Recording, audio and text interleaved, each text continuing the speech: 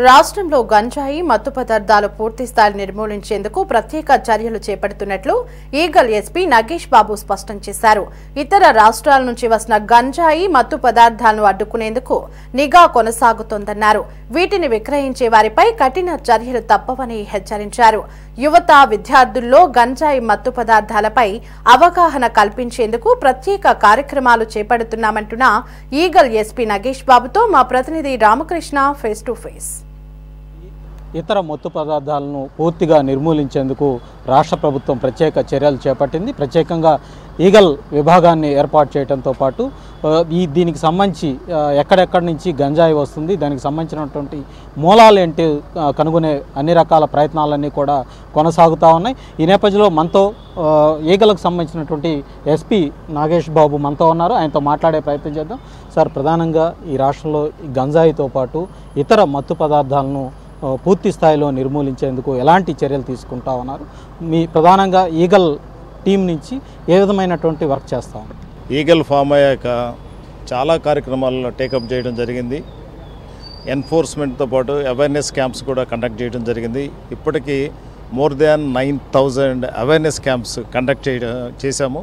అలాగే different సెక్టర్స్ను project చేసుకుంటూ operation safe campus అయితే ఏమండి, ఆపరేషన్ గరుడ కానివ్వండి, or otherwise Orissa bound trains interception కానివ్వండి, అలాగే హాట్స్పాట్స్ విజిట్ కానివ్వండి, సస్పెక్ట్స్ హౌస్ విజిట్స్ కానివ్వండి, ఇలా డిఫరెంట్ ప్రోగ్రామ్స్ అన్నీ కూడా తీసుకొని ముందుకెళ్ళడం జరుగుతూ ఉంది.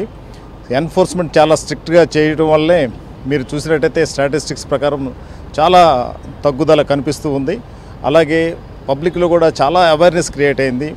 చాలా వరకు దీన్ని రూపుమాపడానికి ముందుకెళ్తున్నాము.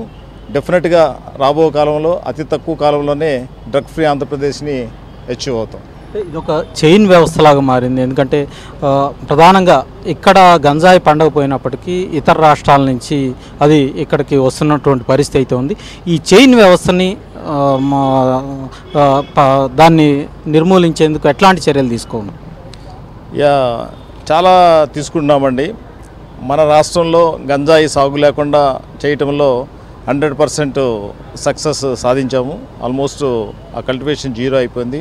అలాగే ఇతర రాష్ట్రాల నుంచి ఏదైతే గంజాయి రవాణా అవుతుందో వాళ్ళని నిర్మూలించడానికి, నిరోధించడానికి చాలా చెక్ పోస్టులు పెట్టడం జరిగింది. అంతర్జాతీయ చెక్ పోస్టులను ఇంప్రూవ్ చేసాము. అట్లాగే డైనమిక్గా చెక్ పోస్టులు, ఒకే చెక్ పోస్ట్ అని కాకుండా ఎక్కడైతే వచ్చే అవకాశం ఉందో అక్కడ డైనమిక్ చెక్ పోస్ట్ని టెంపరీగా అరేంజ్ చేయటము, అక్కడ కూడా నిరోధించడం జరుగుతూ ఉంది.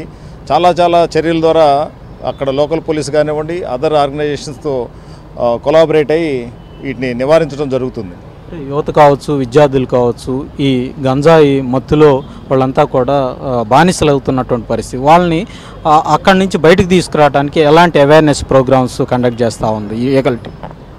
ఎస్, అవేర్నెస్ ప్రోగ్రామ్స్ బాగా కండక్ట్ చేస్తున్నామండి. వాళ్ళతో మాట్లాడటము, వాళ్ళని మరి ఇష్యూను బేస్డ్గా రీహాబిలిటేషన్ సెంటర్స్, డీఅడిక్షన్ సెంటర్స్లో కూడా చేర్పించటము, పేరెంట్స్కి కౌన్సిల్ చేయటము, వీళ్ళకి కౌన్సిలింగ్ చేయటము, ఆ ఇన్స్టిట్యూషన్స్కి వెళ్ళటము, ఆ ఇన్స్టిట్యూషన్లో లెక్చరర్స్కి కౌన్సిలింగ్ చేస్తున్నాము. అన్ని పాసిబుల్ వేస్ అన్నీ కూడా మేము టేకప్ చేసి మ్యాక్సిమం వాళ్ళకి అవేర్నెస్ క్రియేట్ చేసి దీనివల్ల జీవితాలు ఎంత సర్వనాశనం అయిపోతాయో, భవిష్యత్తు ఎంత అంధకారంలోకి నెట్టివేయబడుతుందో వాళ్ళకి క్లియర్గా చెప్పడం వల్ల చాలామంది యువత బయటకు వస్తున్నారు.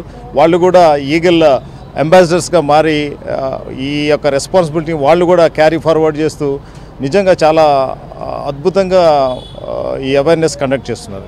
ప్రధానంగా పోలీస్ కావచ్చు, ఎక్సైజ్ కావచ్చు, ఎన్ఫోర్స్మెంట్, అంటే వీళ్ళందరి విభాగాలతో ఎట్లా కోఆర్డినేట్ చేసుకొని ముందుకెళ్తా ఉంది ఈగల్? చాలా బాగా అండి. ఏ చిన్న కేసు వచ్చినా సరే ఫార్వర్డ్ లింక్స్, బ్యాక్వర్డ్ లింక్స్ అని ఎస్టాబ్లిష్ చేసుకుంటూ ఎక్సైజు లేకపోతే సివిల్ పోలీస్ కేసు అని అనుకోకుండా ఏ కేసు అయినా సరే అందరం కలిసి ఎక్కడ ఏ ఇన్ఫర్మేషన్ వచ్చినా సరే చాలా జాయింట్గా ఈ ఆపరేషన్స్ టేకప్ చేయడం వల్లే ఇంత సక్సెస్ రేట్ వస్తూ ఉంది.